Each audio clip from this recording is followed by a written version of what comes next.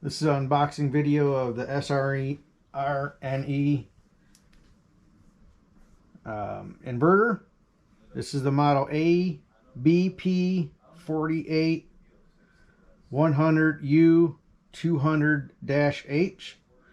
Some of the general specs are it's a 10,000 watt, has a 10 millisecond transfer switch time.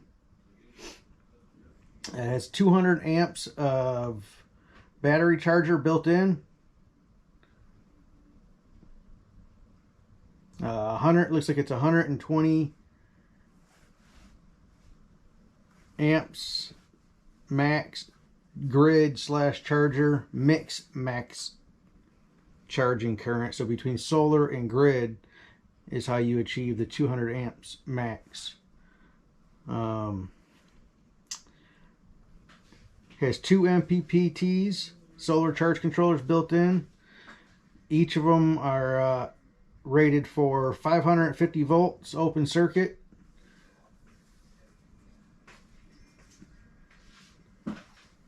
Uh, 5,500 watts each one, so 11,000 watts of MPPT solar input, maximum current for 22 amps.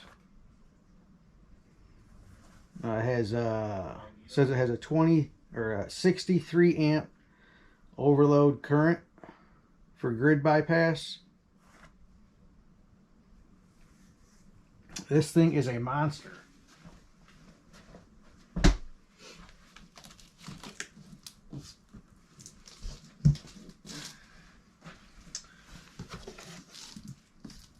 Comes with an inspection report sheet with a testing date and a list of all the tests that it passed.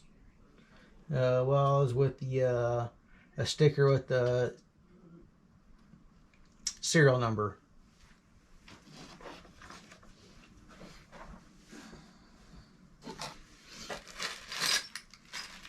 It also comes with lug adapters, a lug wrench, screwdriver, and all the bolts to bolt the lugs where the bus supplies are.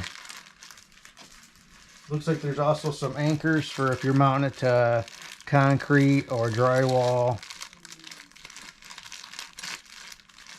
And the user manual. Warranty card. User manual's in there too.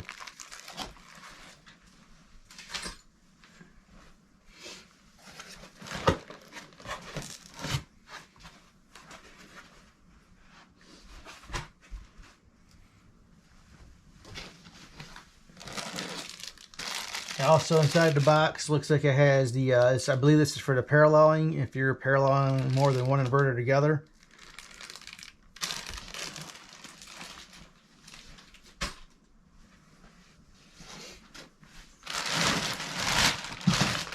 It looks like that's so basically they do offer a Wi-Fi module, but I do believe that that is sold separately.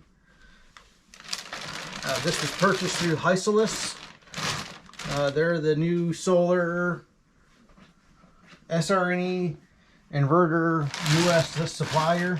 I believe they're also going to be doing their warranties, stuff like that. I'm going to remove it completely from the box and then come back to you.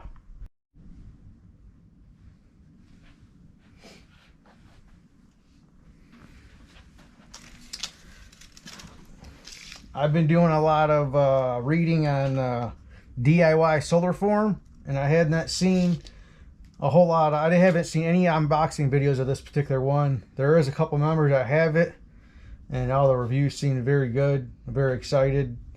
Currently running EG4, the EHV 3000. A lot of my needs are only the 120 volt side. I don't need much 240, so this being able to supply full 10,000 watts to one leg of 110 or 120 volts is part of what drew me to this. A lot of people have the ASP version of this, which is basically without the breakers.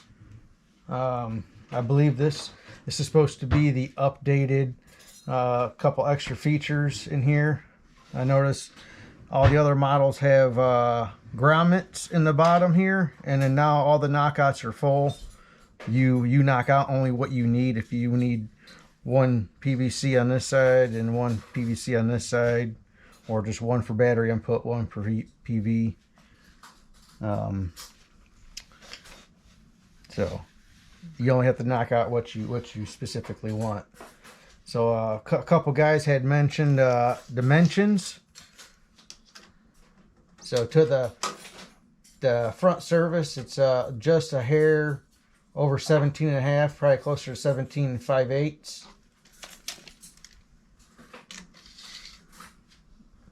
Height is 28.5.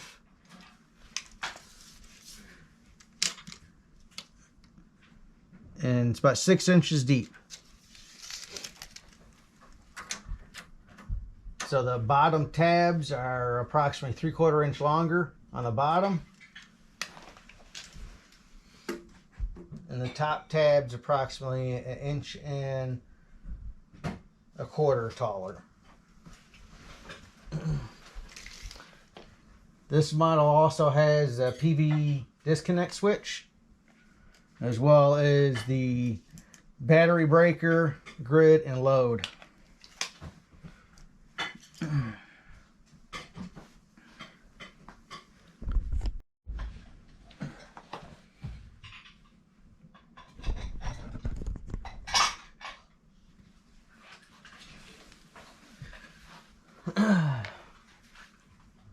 So I like how this has got this little door here, mainly for isolation, keep anyone from tampering with it.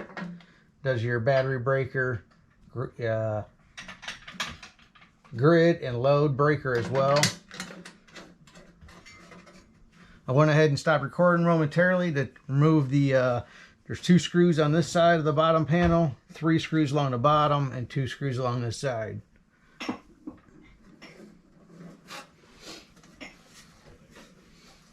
So this is the inside wiring of the wiring compartment.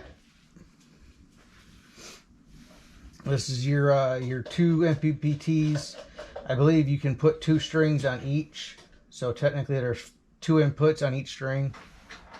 I do like that the battery terminals are doubled up. So if you have 2 battery banks, you don't necessarily have to have an external bus bar to connect those together. You can run multiple conductors inside here if it'll fit through these knockouts. I do notice that a lot of the other videos and stuff I see, there's circuit boards in the back here, where now they have an isolation plate covering that up. Kind of makes it look a lot cleaner. The breakers for grid and for load, looks like it may be a little bit easier to get in a heavier gauge wire in that. Some people complain that you could only, it was 6 gauge wire was extremely tight, and that looks like it might be a little bit easier. The neutral terminal, I believe in the manual it says if you're running it on the 120 only, you should go up to 3 gauge wire. And that looks like that'll accommodate that. The ground, maybe not so much, but the neutral is definitely much larger than what it seemed like. I haven't put my eyes on the ASP versions, but I know that a lot of the forum members had said that 6 gauge wire is a tight fit. This side here has the inverter on-off switch, I believe.